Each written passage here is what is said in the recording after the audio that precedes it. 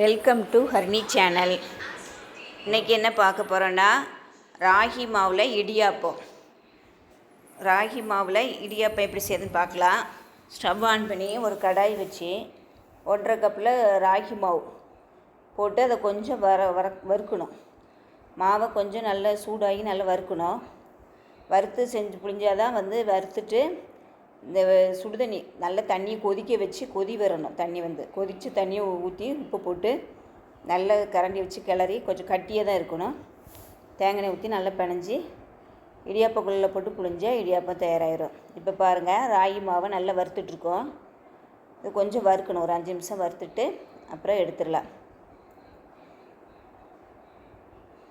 இது நல்லாயிருக்கும் ராகி மாவு இடியாப்பம், எல்லோரும் விரும்பி சாப்பிடுவாங்க.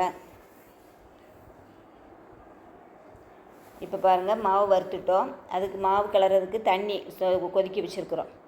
இந்த தண்ணி நல்லா பாயில் ஆகணும். பாயில் ஆன அப்புறம் தான் எடுத்து ஊற்றணும். இப்போ பாருங்கள், தண்ணி கொதிக்க ஆரம்பிச்சிருச்சு. அதுக்குள்ளே பொடி உப்பு போட்டு மரக்கரண்டியை வச்சு கொஞ்சம் கொஞ்சமாக தான் தண்ணியை ஊற்றி கிளறணும். ஏன்னா தண்ணி அதிகமாகிடக்கூடாது. கொஞ்சம் கொஞ்சமாக கிளறி பார்க்கணும். ஓரளவு கெட்டியாக வந்தோடனே நமக்கு தெரிஞ்சிடும் மாவு தண்ணி போகுதுன்னு. அப்புறம் நிறுத்திக்கலாம்.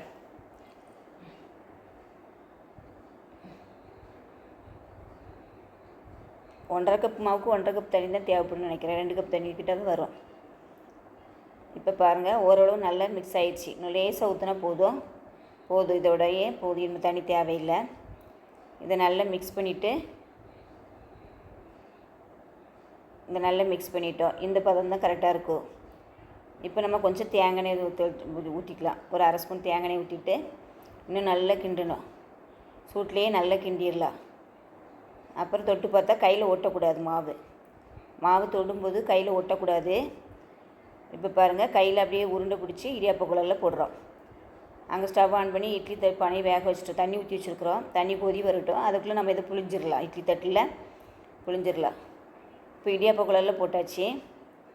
இப்போ நல்லா புழிஞ்சி எடுத்துடலாம். இட்லி மாதிரி சின்னதாகவும் வச்சுக்கலாம். சரன்னு நல்லா ஈஸியாக புழிஞ்சிடலாம் இடியாப்பக்குள்ளே போட்டு. குழந்தைங்களாம் இப்படி செஞ்சு கொடுத்தா நல்லா விரும்பி சாப்பிடுவாங்க.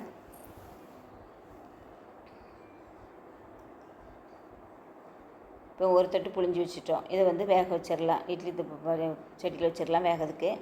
அடுத்தது புளிரோம்.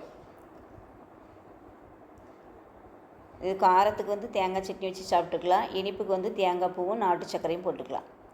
தேங்காய் துருவலும் நாட்டு சர்க்கரையும் போட்டு இனிப்பில் சாப்பிட்டுக்கலாம். காரத்தில் சாப்பிடணும் அப்படின்னா தேங்காய் சட்னி. பாருங்கள், மாவை உருண்டை பிடிச்சி அதில் போடுறோம். மாவு கையில் ஒட்டவே கூடாது. அந்த பக்கத்துக்கு தான் இருக்கணும். அதுதான் கரெக்டான பதம். அப்போ தான் நல்லாயிருக்கும் இடியாப்பம்.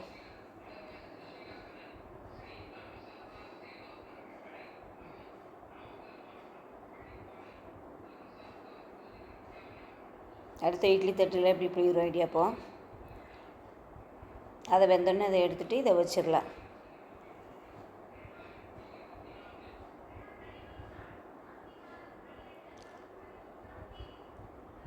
இப்போ காலையிலைக்கு இடியாப்பமும் லஞ்ச் பாக்ஸுக்கு என்னென்னா, இது தேங்காய் சாப்பாடு வடிச்சிட்ருக்குறோம். இப்போ தேங்காய் திருவுறோம். தேங்காய் ஒரு முடி திருவி வச்சிட்டோம்னா கொஞ்சம் இடியாப்பத்துக்கு போட்டுக்கலாம். தேங்காய் சாப்பாடு மீதி கிளறிக்கலாம்.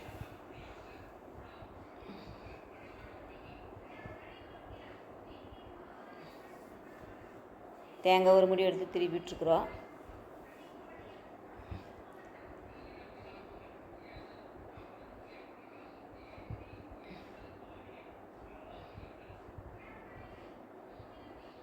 இப்போ வெந்துருச்சு பாருங்கள், இடியாப்பம் வெந்துருச்சு. அதை எடுத்துட்டோம்.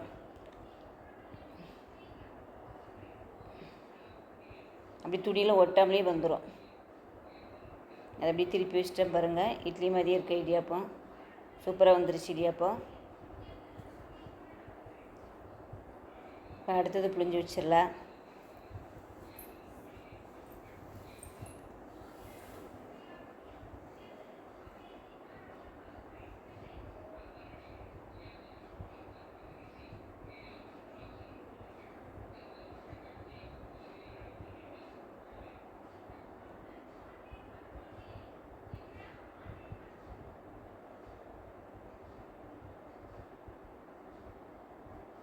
அடுத்தது புளிஞ்சாச்சு. இப்போ வந்து தேங்காய் சாதத்துக்கு தாளிக்கிறோம்.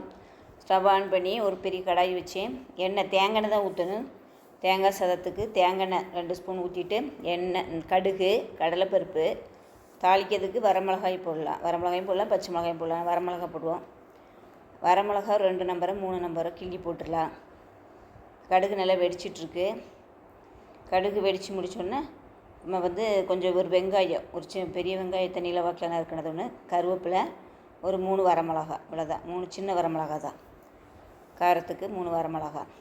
இதை போட்டு நல்லா தாளிக்கிறோம். வெங்காயம் நல்லா வெந்த உடனே தேங்காயை போட்டுற வேண்டியதான். துருவின தேங்காயை போட்டு கொஞ்சம் உப்பு, அதுக்கு தேவையான உப்பும் இதில் போட்டுடலாம். எண்ணெயிலே உப்பும் போட்டுக்கிட்டோம். உப்பை முதலே போட்டுடணும். தேங்காய் கூட போடக்கூடாது, அப்போ கொஞ்சம் உப்பாயிரும். ஃபஸ்ட்டே உப்பை போட்டு நல்லா கரைஞ்ச உடனே அப்புறம் நம்ம தேங்காய் போட்டுக்கலாம். இப்போ பாருங்கள் நல்லா வெந்துருச்சு. இப்போ துருவின தேங்காய் போடுறோம். துருவின தேங்காய் போட்டு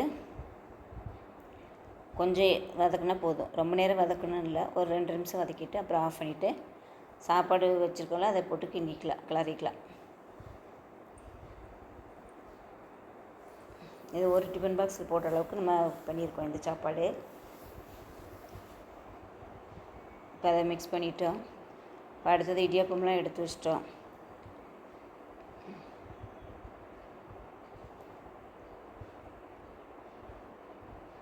அடுத்த இடியாப்பம் வெந்துருச்சு, அதை எடுத்துக்கிட்டோம்.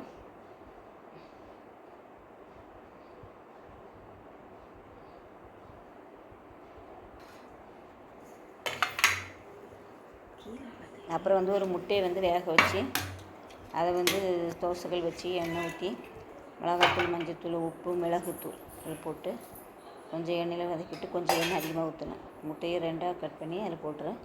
இது வேக வச்சுட்டு முட்டை நல்லாயிருக்கும், மசாலா முட்டை. சரி, ஆஃப் பண்ணி சார். இவ்வளோதான் இன்றைக்கி சாப்பாடு. காலையில் வந்து ராகி இடியாப்பத்துக்கு தேங்காய் இனிப்பில் வந்து தேங்காய் துருவலும் இது நாட்டு சக்கரையும், காரத்துக்கு வந்து தேங்காய் சட்னி அரைச்சிருந்தேன். நாட்டு சக்கரை மேலே போடணுமா? இது 3வது இதையும் எடுத்தாச்சு.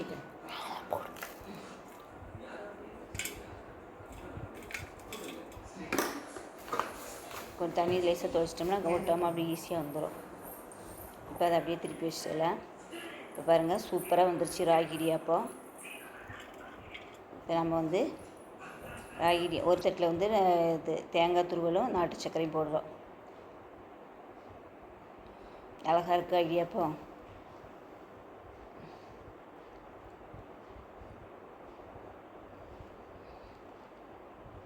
இதில் வந்து ஒரு ஸ்பூன் நாட்டு சர்க்கரையும் தேங்காய் துருவலும் போட்டு சாப்பிட்டா சூப்பராக இருக்கும்.